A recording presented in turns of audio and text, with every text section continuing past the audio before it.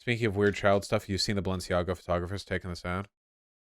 Now, if we get into the Balenciaga shit, I have to talk about the shoe video, which I don't want to watch because I'm tired Recently today. interviewed the photographer behind the Balenciaga campaign that featured these bear bags. His story really highlights the serious risks that independent artists might take when they How do I full screen this video?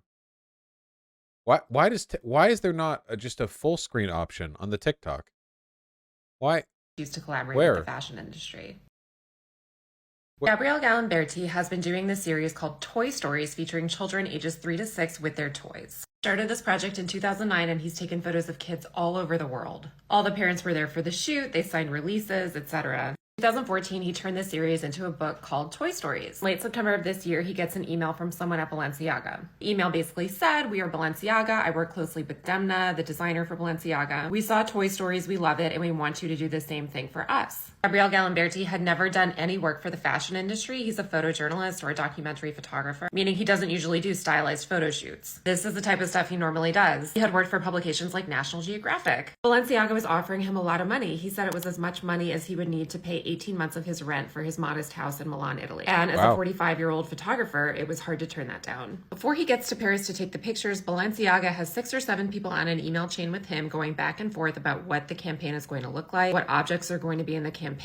They picked the models. He was not really asked his opinion on the concept at all. They just asked him to weigh in on things like what color should the walls be. He told me, "When I went to Paris, there were, I would say, 25 people on the set who work for Balenciaga. Before they did photographs with the child models, they did test shots." He said there was a mannequin at the center of the photo while we were organizing the set with all the objects Balenciaga, was bringing into the room. And this part is really crucial and I think shows how much approval these fashion houses have over everything that goes on these campaigns. He said, "I took some photos. The photos were going from my computer to someone else's computer, one of these Balenciaga workers." I love the idea of using your moving face as the pointer to help people follow the sentence. It's very funny. They were sending the photos to someone else at the headquarters of Balenciaga. I don't know if it was Demna. And then we were waiting for 1 or 2 hours to get approval. And once we got approved, they said, "Okay, the picture is approved. Let's bring in the kids." Balenciaga had described the look of the campaign to him as punk. You know, he's a photojournalist. He's a documentary photographer. He doesn't work in fashion. He believed them that this was kind of a punk item. So when the campaign came out, backlash started. It was on Fox News. He started getting death threats. Who's this? This isn't one of who is this meant to be? This isn't one of the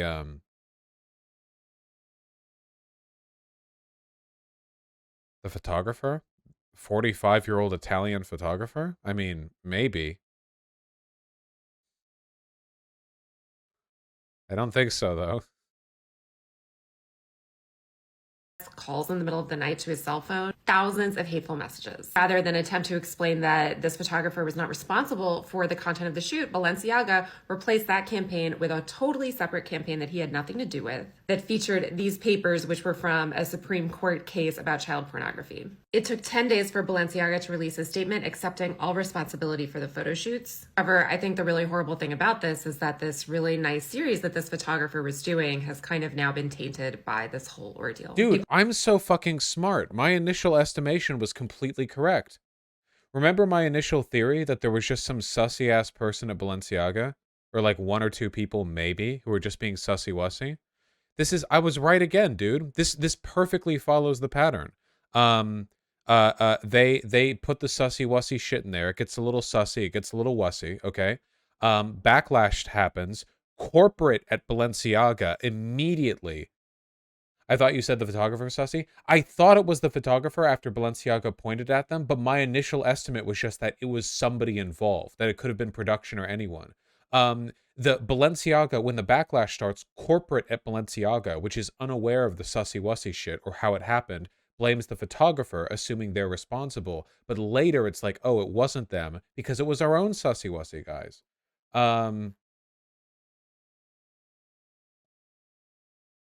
Yeah, when Balenciaga blamed the photographer, I could have believed it, but like the idea of just like some people, weren't they going to sue the photographer? Yeah, because that's what corporate does, dude. I'm telling you. Companies like Balenciaga are better at outrage marketing than let's put child porn court docs in public view. That's just I understand that, what gets attention, but they're a little smarter than that. I don't think it was some like corporate effort at getting a bunch of attention. I know it wasn't some corporate satanic messaging, whatever. It's some sussy wussy people. Corporate sees the controversy, does what corporate does, and immediately blames the photographer, threatens to sue. And then later, when the photographer, because inevitably, like, it'll come out that it wasn't the photographer, because they have proof, they retract and say, actually, it's our fault. Yeah, I'm telling you. Again, you initially said it was probably the photographer, Sussy. Okay, I could be wrong here, but I do believe I initially said that it was just somebody involved. The photographer being the most likely like case here, but the point that I'm getting at is the response from Balenciaga here makes it pretty goddamn clear that that this wasn't like a broader corporate response, because otherwise there would be no chats chomping at the bit so hard. Listen, just let me believe that I'm prophetic, all right? I need you to describe to me what Sassy Wussy means. Listen, you know what Sassy Wussy means, you don't, all right? You said someone involved and guessed the photographer. I mean, you can't deny the photographer is the most likely culprit. Vaush said the photographer is Sussy. I think I specified the photographer after Balenciaga blamed them. Look, whatever, it doesn't matter. Let's just assume that I'm always right, okay? Balenciaga issues statement on ad campaign controversy, will not pursue litigation against production company. What? Don't like that. No, Jesus. I didn't think double clicking would like it. I'm trying to full screen. What is it with these websites? So it was a PR move? No, I think the opposite. I think it was some sussy wussy shit. Look, again, corporate types are better at outrage marketing than this, okay? Balenciaga takes the following actions with the objective to learn from our mistakes. If it was outrage marketing, there is no fucking way we'd be getting a statement like this.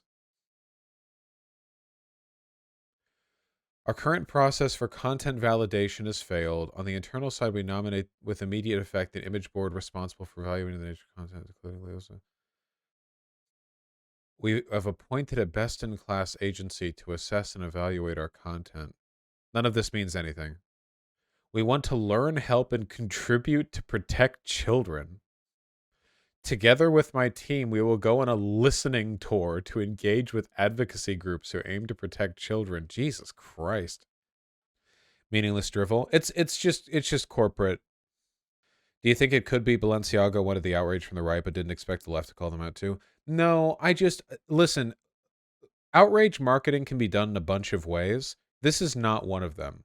Just like, here's a child pornography document. Like, it's not that it's the point of outrage marketing is that it's supposed to incite like argument and discourse where it's possible for people to take either side of the issue. Think of like Nike and Colin Kaepernick. Think like Gillette and that feminist ad, or like how to be a good dad or whatever, The point is you get the outrage, but you also get people defending you because that's what drives discourse. If everybody is condemning you, you aren't driving discourse outside of like the wave of hatred. It doesn't do the same thing. It doesn't incite the same outcome. And the like weird CP stuff just is not going to incite a back and forth. It doesn't achieve that goal. I mean, the GOP is pro pedophilia. Yes, but they didn't frame it in the right way. They had these like teddy bear with the lock chains or whatever. You want to get the rights pedophilia on board. Okay, we're talking barefoot sundresses or whatever. That's the shit they're into. Whatever shoe likes wearing, I don't know. Have you ever done outrage marketing, Vaush? My entire channel is outrage marketing. What are you talking about?